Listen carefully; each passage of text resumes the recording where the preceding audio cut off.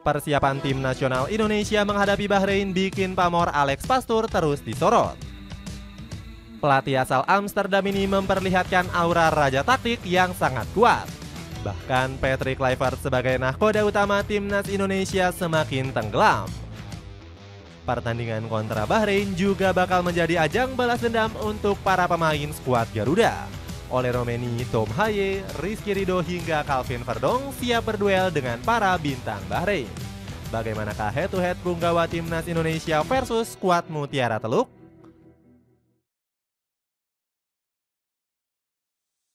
Latihan keras Alex Pastoor bangkitkan timnas Indonesia. Timnas Indonesia semakin gencar melakukan persiapan jelang laga kontra Bahrain. Menariknya, skuad Garuda justru menjalani latihan di bawah komando Alex Pastoor. Sang menir langsung memperlihatkan auranya sebagai raja taktik terbaik di timnas Indonesia. Kehadiran Pastoor bikin para punggawa merah putih semakin serius berlatih. Buktinya nggak ada satupun pemain yang hilang fokus saat diawasi pelatih 58 tahun ini. Pastoor juga menggembleng akurasi umpan serta kontrol bola para pemain timnas Indonesia. Juru taktik kelahiran Amsterdam ini semakin berwibawa saat memberikan instruksi. Wajar kalau Pastoor dinilai lebih cocok jadi pelatih timnas Indonesia ketimbang Patrick Kluivert. Bahkan tanggapan serupa juga sempat dilontarkan pandit asal Belanda yakni Marcianoving. Kluivert dipecat saat menangani Adana Demirspor. Dengan begitu Anda akan mengharapkan sebaliknya, bukan? Pastoor sebagai pelatih kepala dan kemudian Lanzat dan Kluivert sebagai asistennya, ujar Ving. Sementara itu Kluivert justru semakin terdesak karena dituntut segera meraih kemenangan. Saya sudah menyampaikan ke Coach Patrick, kita ini saudara dan satu tim. Makanya kita harus menyiapkan tim ini dengan sebaik-baiknya. Kita wajib memfokuskan tim untuk menghadapi Bahrain, tegas Sumarji. Oleh Romeni versus Walid Al-Hayam. Oleh Romeni mencatatkan debut gemilang bersama tim nasional Indonesia. Selain mencetak gol, penyerang 24 tahun ini sukses mengacak-acak pertahanan Australia dengan gocekan mautnya. Buktinya Romeni nggak pernah sekalipun gagal melewati pemain Sokros. Dirinya bahkan beberapa kali memperdaya dua pemain sekaligus lewat celah sempit. Debut spesial bomber Oxford United ini langsung dipuji media lokal Belanda. Oleh Romeni menyelamatkan kehormatan Indonesia dengan sumbangan 1 gol di laga debutnya menghadapi Australia, tulis media Football Premier.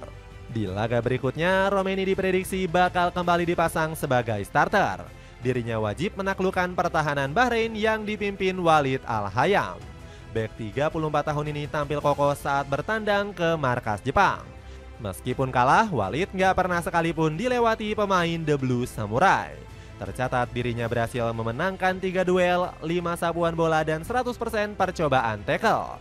Alhasil kerasnya pertahanan Bahrain langsung diacungi jempol oleh gelandang Liga Inggris itu. Bahrain bermain dengan pertahanan yang jauh lebih baik daripada yang saya perkirakan. Mereka benar-benar lawan yang sulit dihadapi, tutur Daichi Kamada. Tom Haye versus Said Al-Wadai. Performa Tom Haye sedang dikritik tajam oleh netizen akibat tampil buruk kontra Australia. Gelandang Almer City ini sering kalah duel dengan para gelandang skuad Sokros. Haye bahkan bikin 1 blunder fatal yang berbuah 2 gol terakhir untuk Australia. Jebloknya penampilan The Professor sampai diberikan rating 5,9 saja oleh Footmob. Gelandang 30 tahun ini tampil buruk karena harus berduet dengan Nathan Chuaon.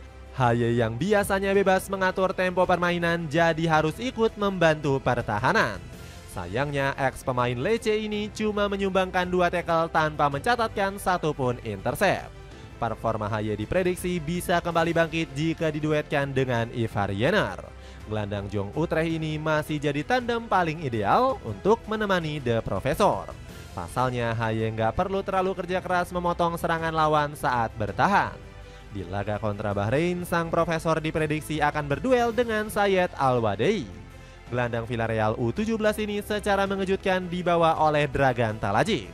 Al-Wadai masih menunggu debut pertamanya di kualifikasi Piala Dunia 2026. Sebelumnya, pemain 16 tahun itu sudah tampil memukau di Piala Teluk saat bermain 61 menit melawan Yaman. Bukan hanya Al-Wadei, permainan Haye berpotensi diganggu oleh Komail Al-Aswad. Gelandang veteran 30 tahun ini tampil apik di pertemuan sebelumnya kontra timnas Indonesia. Al-Aswad mencatatkan 43 operan sukses serta menciptakan peluang terbanyak di laga tersebut. Dapatkan jaket half zipper dengan motif warna polos yang bisa buat penampilanmu makin menarik dengan 70 ribuan aja. Cek link di bawah ini. Rizky Ridho versus Mohamed Marhun.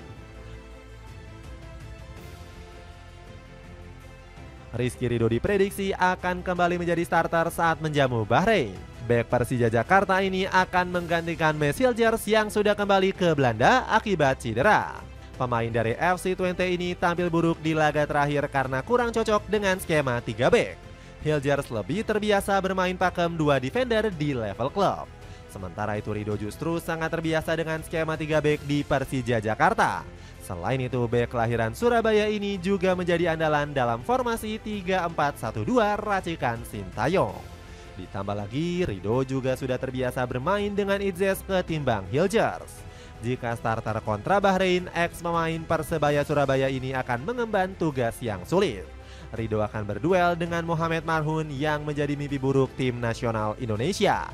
Pemain Kuwait SC ini berhasil mencetak 2 gol ke gawang Martin Pas di pertemuan pertama. Ditambah lagi, Marhun juga menjadi top skorer Bahrain saat menjadi juara Piala Teluk 2024-2025. Kepiawaiannya bahkan sampai mendapatkan pujian tinggi dari Dragan Talaji. Saya menunggu Marhun, dirinya adalah pemain terpenting bagi kami dan insya Allah Marhun akan datang tanpa cedera. Puji pelatih Bahrain tersebut. Calvin Verdong versus Ali Madan.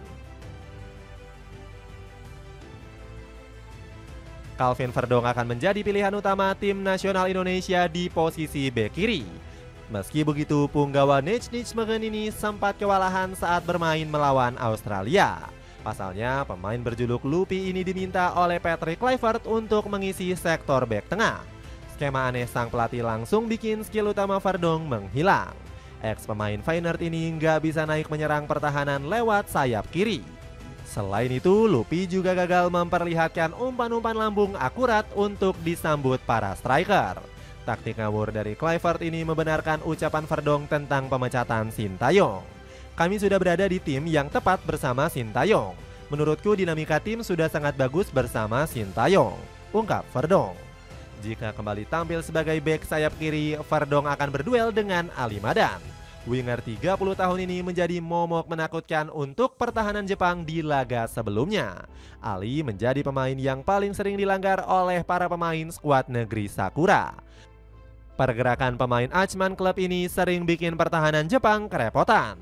Alhasil Verdong harus berhati-hati dengan gocekan Madan yang lincah duel 1 lawan 1. Ditambah lagi ex-winger dari Al Rival SC ini punya umpan silang yang berbahaya. Kemampuan Ali bisa mengancam pertahanan skuad Garuda saat situasi tendangan pojok. Namun Verdong menilai skill winger 30 tahun ini nggak bakal dimaksimalkan oleh rekan-rekannya. Saya kira Bahrain tidak sekuat Australia dalam bola mati. Tentu kami perlu menjadi lebih baik dalam situasi bola mati dan juga memperbaiki sikap tentang antisipasi dalam bola mati, ungkap Verdong. Kamu bisa dapetin sepatu running Adidas yang lagi diskon 30% pakai link di bawah ini. Buruan check out.